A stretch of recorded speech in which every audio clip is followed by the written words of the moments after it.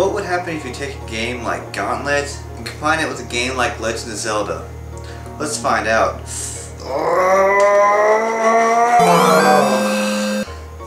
You'd probably get a game like Startropics and Startropics II, Zoda's Revenge. Now these games were amazing, but were they classics? I wouldn't say so. One main reason, because they were pretty much under the radar when it came to great games. Now, Startropics I came out in 1990, and it was kind of known back in the day. A lot of people played it and enjoyed it. But it wasn't too popular. It was amazing, but it wasn't too popular. In 1994, one of the last games created for the NES, Zoda's Revenge, Startropics II. Now I can say that this game is a masterpiece. Everything about it. And the thing that's great is these two games go hand in hand. You play the one, you beat it, you pick up the second one, and you pick up right into the next story. It's amazing. Now these games both had dungeons that you explored. They both had a story that you followed. And it actually brought it into some characteristic elements from the enemies, the main character, especially in the second one. But I know what you guys really want to do is you want to see how good the game actually is. So here you go, Startropics I and II. Welcome to the world of Startropics. You play as a hero named Mike Jones, who's visiting his uncle, Dr. J, on the Sea Island.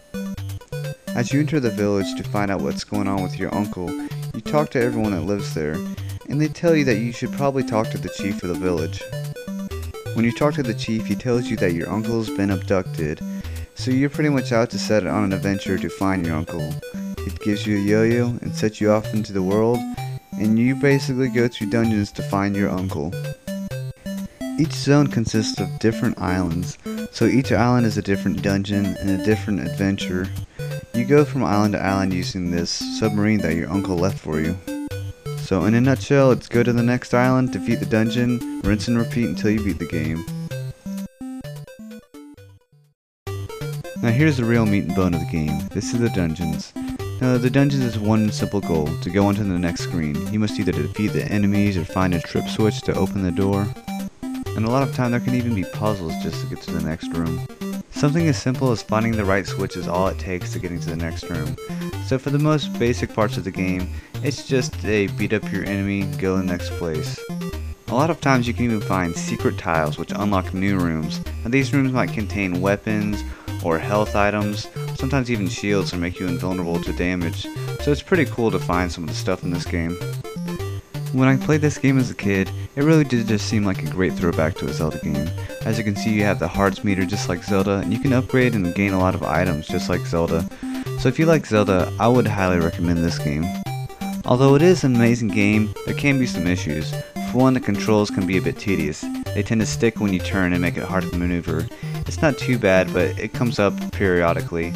Another thing is, the levels can be a bit repetitive, so if you weren't a big fan of the 8-bit old school games, then you might not like it too much, but I still would recommend you trying it.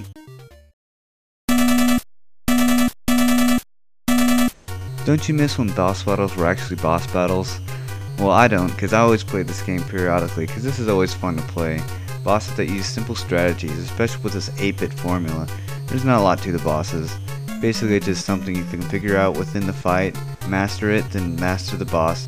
At the end of each island's dungeon there's usually a boss that's pretty tough, so it takes some time, usually a couple of deaths even, just to get it right. But I always enjoy the battles.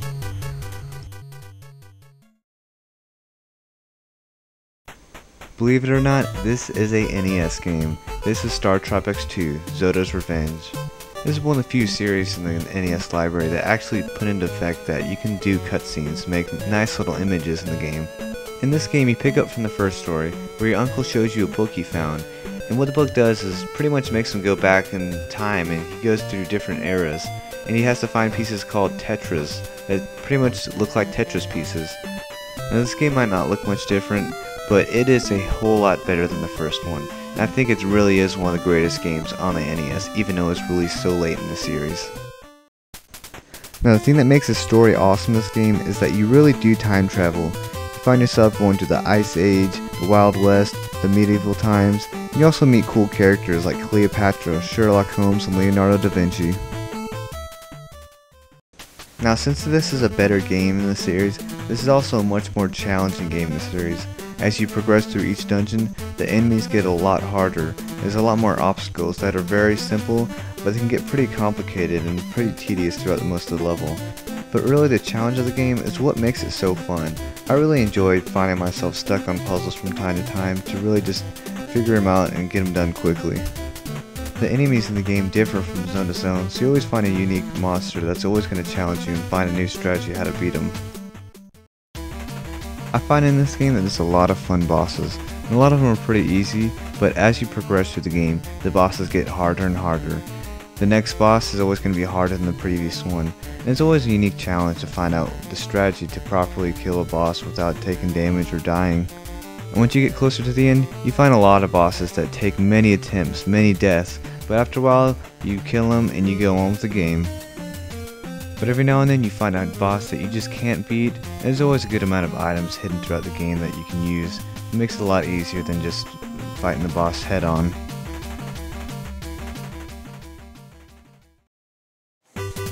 Now these are both great games, and I grew up playing both of them. The first one I know a lot of people may have heard of, but since the second one came so late in 1994, no one even gave it a chance. Think about it, 2 years before Nintendo 64 came out, would you buy a Nintendo game? Yeah, not a lot of people would. But I would really recommend it to almost everyone. But there might be some people that might not like it. These are both retro games, so if you don't like 8-bit games, you might not like these games. And they play like a game like Gauntlet or Zelda, so if you don't like those type of games either, then you probably won't like these games. But if you like those type of games, I would really suggest you find these. They're great collectibles to have. They're not very cheap, so they're very affordable. And they're just great games with huge dungeons, an awesome soundtrack, and overall just fun story, fun bosses, and just everything is great about these two. I hope you guys enjoyed this video. Thanks for watching. Goodbye.